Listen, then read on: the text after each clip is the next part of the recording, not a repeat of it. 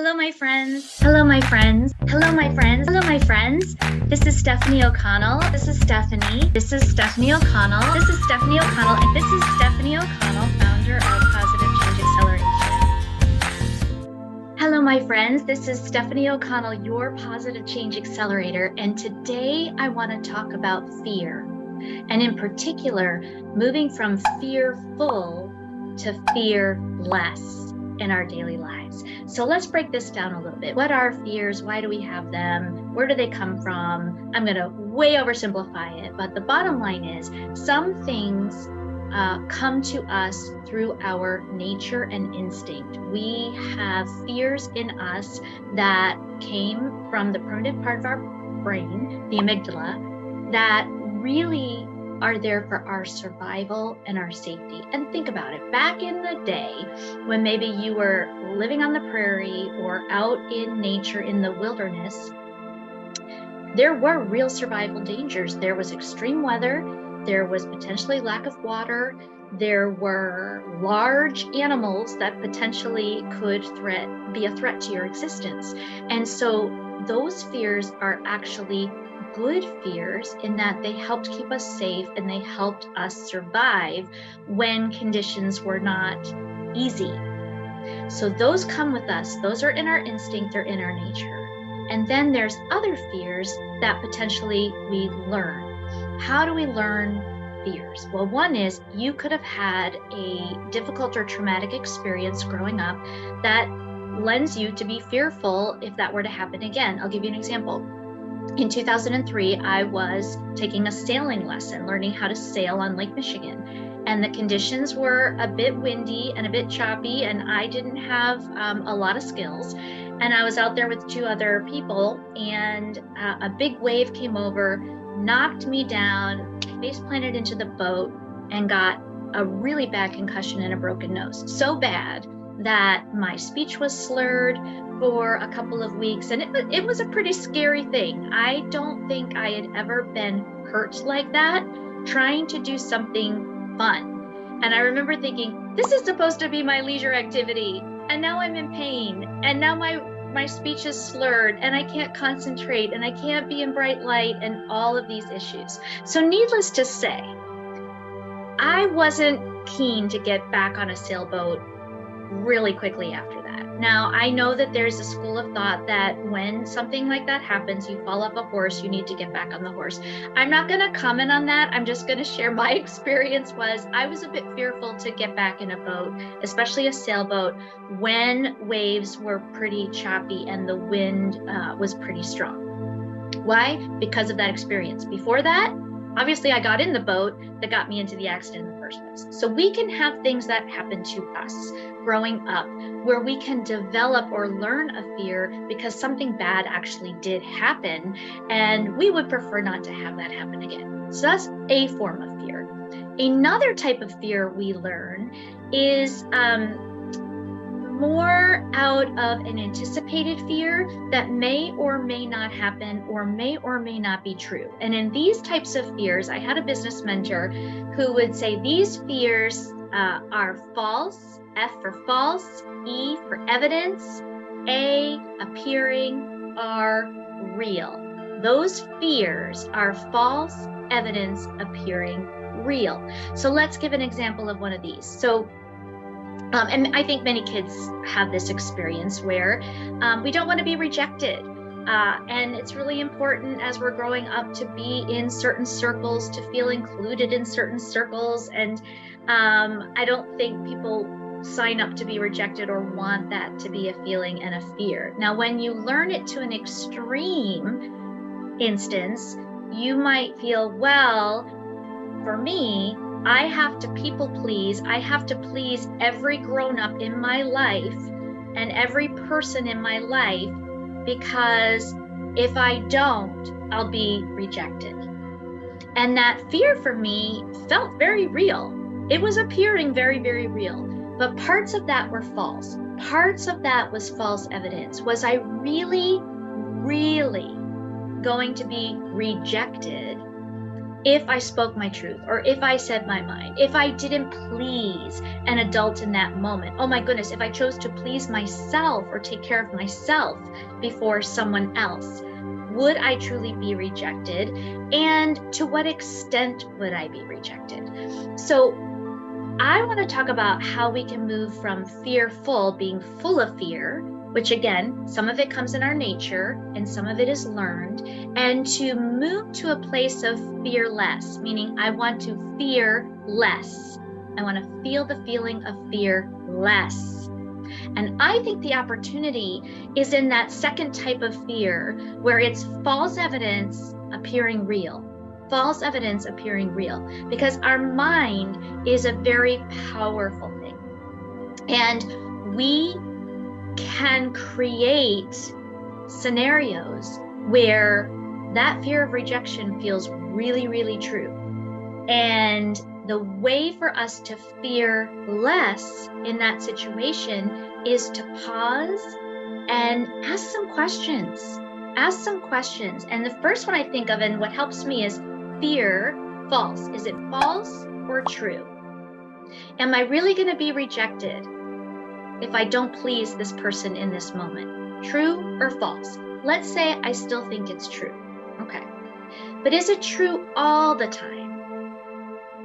Will I truly be rejected every time I speak my truth? Every time I choose not to people please? Now it's getting a little suspect. You know, I can't really say that 100% of the time that I would be rejected in that situation. Then I might say, well, what happened the last time you spoke your mind or people please? Well, it was uncomfortable, but I did it, and here's why, and here are my reasons. And were you rejected? And my answer is no. So here now I have created kind of a story around this fear of rejection, and therefore I have to keep people pleasing, or therefore I cannot stand up for my beliefs and convictions because I will be rejected. And when I start digging into it, it's false evidence. There is no evidence in my experience that I will truly be rejected in that situation. So, given that, maybe I can be a little more fearless of that consequence and start speaking my mind. Be mindful of when I'm people pleasing, start to take care of myself. And so I don't think we ever completely get rid of fear. One, because I think it's helpful for us in our survival, but I do believe if we want to grow and we want to strengthen ourselves and evolve and develop as human beings, we will have to face some fears, because we're literally getting out of our comfort zone. We're saying, you know what, I'm going to step out of this story that I've created around people pleasing and fear of rejection and say, you know what, it's more important to me right now to speak my truth and begin to speak my truth, as I haven't done it for so many years and it's really important to me. And so I'm going to have a little less fear around that, still have some, and push through that comfort zone and start to explore what it's like for me to speak my truth. And I'm going to gather evidence. Do I get rejected?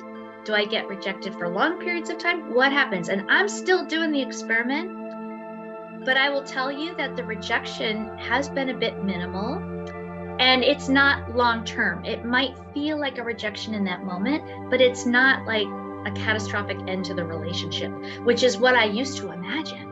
Like, I'm on the outer circle, I'm never getting back in, I'm rejected. And it's not the case. And so I suggest that we move from fearful to fearless by questioning our fears in the moment. Is it false evidence? Am I creating a story of something that will happen that maybe isn't true? Or if it's true, it's a very rare situation that it would occur.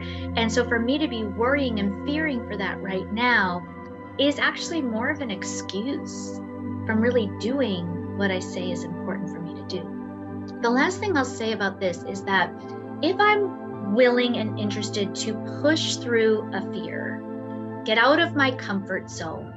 I have to believe that what I'm doing is worth it. So let's go back to speaking my truth. For years and years and years, I didn't do it. I didn't do it in the workplace. I didn't do it in certain relationships. I wanted to people please. And if people please meant don't rock the boat, don't speak up, don't share an alternate viewpoint, whatever it was, I chose the people pleasing. Why? Because I felt safer. I felt comfortable in doing that. Well, now where I am in my life, I'm no longer willing to make that trade-off. I believe that it is time for me to speak up and stand by my convictions. And you know what? Some people are going to appreciate it and some people are not. And I'm okay with that. Because I believe authenticity and me speaking my truth and sharing my story will help people to know that they're not the only one who maybe feels that fear. They're not the only one who potentially might feel uncomfortable or rejected at a certain period of time. And if they know someone like me or someone else has taken a step to work through that, perhaps I can encourage and inspire somebody else to speak up, to stand by your convictions. And that's worth it to me. That's absolutely worth it. So is it uncomfortable? Absolutely. Is it getting easier, a little bit better? Yes, at times it is. At times I still feel that fear initially in my body, and I tend to feel it in my stomach. And then I have to back up and go, hold on, wait a second. Is that true? Or is that false? Is it true all the time? Is that really going to happen? And if it were to happen, are you okay with that? But usually my mind is creating some big scenario that is not going to happen. And so I want you to practice this. I want you to pick something, an area of your life where you want to fear less. You want to feel less fear around something. And say, okay, why do I want that? What do I want to do instead? And what is the benefit of doing that instead? And allow that energy to help you push through some of that fear. And maybe you have to challenge your thoughts and go, is that really true or is that false evidence? I get that it's appearing very, very real, but is it true? And is it true all the time? And what's the worst thing that could happen if I take this step forward in this area of my life that's very, very important to me? So as I shared, right now, I am focused on speaking my truth and standing by my convictions in the hopes that it might encourage others to do so. And I just want you to pick an area of your life that you would like to fear less, move from fearful to fearless, and tell me about it. And if I can support in any way, I would love to do that.